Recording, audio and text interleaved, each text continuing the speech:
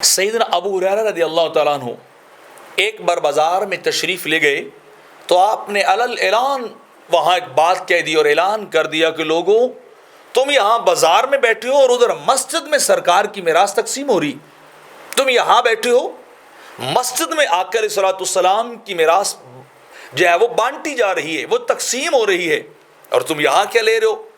دنیا کا ساز و سامان، اور ادھر میراث محمدی کی تقسیم ہو رہی ہے۔ لوگوں نے سنا تو جلدی سے بازار کو چھوڑا اور مسجد کی طرف دوڑ پڑے، بڑی تیزی کے ساتھ مسجد میں گئے۔ جب وہاں گئے دیکھا وہاں تو کچھ بھی تقسیم نہیں ہو رہا، کچھ بھی نہیں بٹ رہا، تو لوگ پلٹ کے واپس آئے اور سیدنا ابو ہریرہ سے کہا کہ آپ نے کیا اعلان کیا ہے؟ آپ نے غلط بات کہی ہے کہ وہاں تقسیم ہو رہی میراث کی، وہاں تو کچھ بھی نہیں ہے، وہاں تو ہم نے چند لوگ دیکھے۔ فرمایا وہ کیا کر رہے تھے جو بیٹھے تھے؟ وہ اللہ کا ذکر نہیں کر رہے تھے، وہ خدا کے کلام کی تلاوت نہیں کر رہے تھے، وہ خدا کا کلام پڑھ رہے تھے یا نہیں پڑھ رہے تھے؟ انہوں نے کہا جی وہ تلاوت کر رہے تھے، وہ رب کر رہے تھے۔ تو فرمایا یہی تو میراث محمدی ہے، یہی تو سرکار کی میراث ہے۔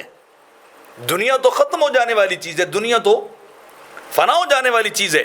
تو فرمایا تم ادھر جاؤ، وہ میراث لو، دنیا کا سامان لینے بیٹھے ہو، انبیاء کی میراث کے خریدار بن جاؤ، انبیاء کی میراث جا کے لو، وہ ملے گی تو دنیا بھی سنورے گی، آخرت بھی سنور جائے گی۔ اور علقمہ بن قیس فرماتے ہیں کہ میں صبح کروں اور کسی قوم کے پاس پہنچوں تو مجھ سے احکام الہی کے بارے میں پوچھیں یا میں ان سے پوچھوں، تو میرے نزدیک یہ عمل 100 گھوڑے جہاد کے لیے دینے سے بھی افضل ہے۔